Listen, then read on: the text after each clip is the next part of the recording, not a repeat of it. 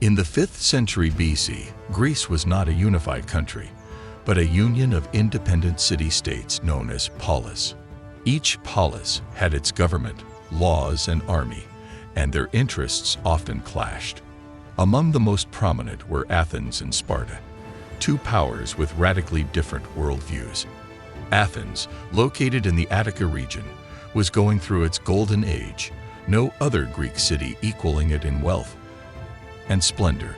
With its revolutionary democracy, Athens was a center of culture and knowledge, home to philosophers, artists, and scientists.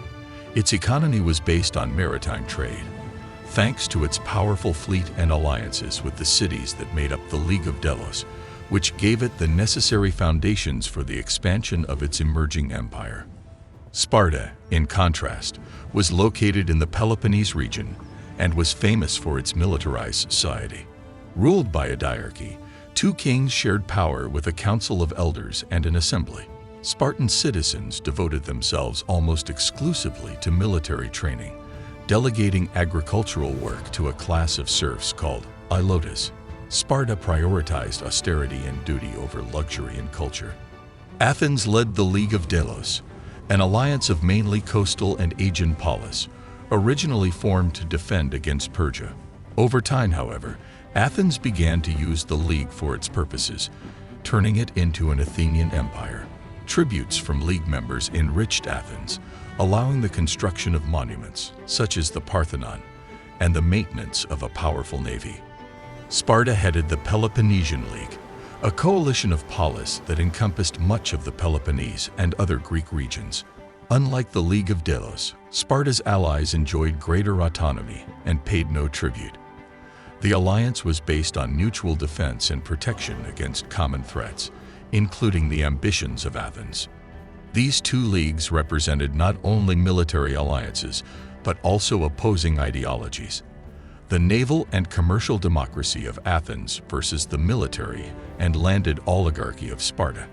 In the year 433 BC, a peace agreement was enforced between Sparta and Athens, which was sealed after the end of the hostilities of past years. This agreement was to last 30 years, but the differences between the Greek powers were not calming down.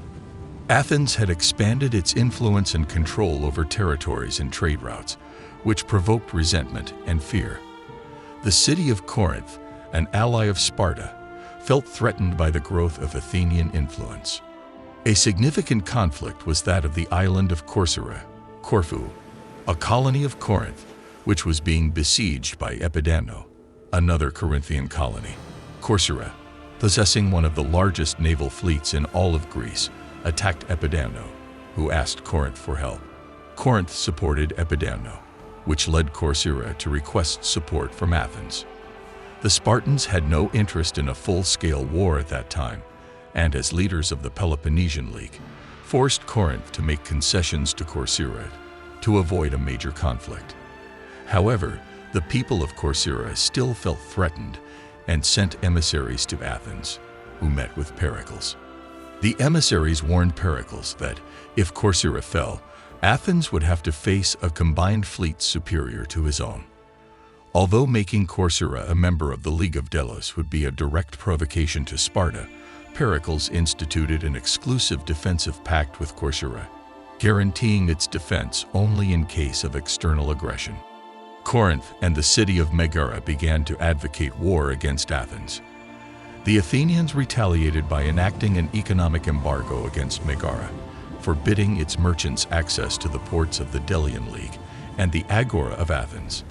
This embargo was devastating to Megara's economy and showed the growing strength and influence of the Athenian Empire. Sparta could no longer remain inert in the face of the expanding power of Athens and its empire. In the year 431 BC, the tense peace between Athens and Sparta finally broke down, and war broke out in Greece. Sparta and its allies, including Corinth and Megara, were determined to stop the expansion of Athenian power. The Spartan army, known for the toughness and discipline of its soldiers, marched toward Athens, eager to prove its superiority on the battlefield. The initial plan of the Spartans was to invade Attica, the region surrounding Athens, and destroy its agricultural lands to force the Athenians to go out and fight. Knowing their inferiority in ground combat, the Athenians, under the leadership of Pericles, opted for a defensive strategy. Pericles ordered the rural population to take refuge behind the walls of Athens, avoiding confrontation with the Spartan forces. Spartan invasions were devastating. Soldiers burned crops, felled trees, and destroyed villages, seeking to weaken the Athenians' food supply and morale. However, the fortification of Athens and its port, Piraeus, allowed the city to continue to receive supplies by sea, keeping its population and army supplied. As the Spartans devastated the countryside, the powerful Athenian navy launched counterattacks.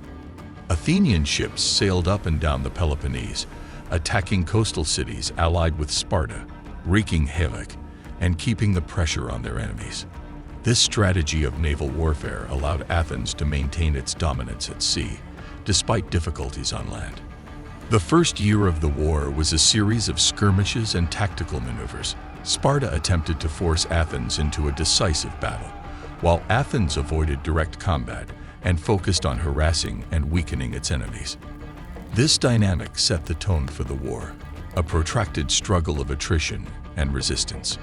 The Athenian population, crowded inside the city walls, faced difficult conditions. Overcrowding and scarcity of resources began to take their toll.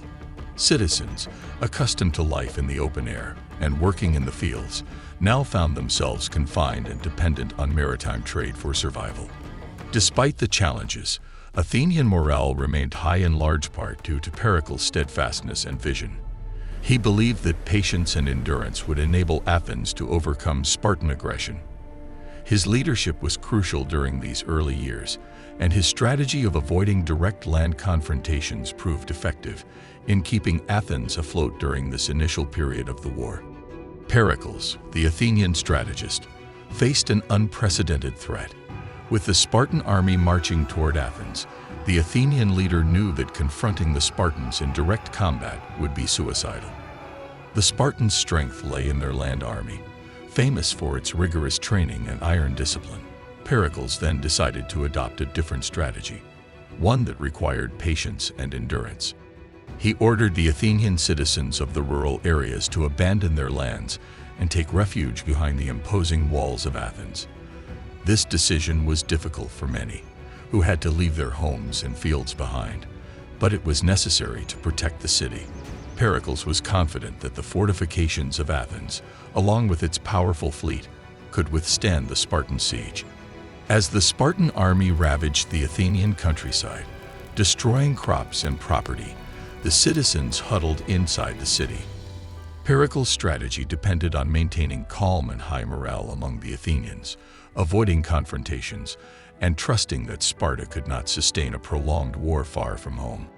At the same time, the Athenian fleet was conducting raids along the Peloponnesian coast, attacking Spartan settlements and supply lines.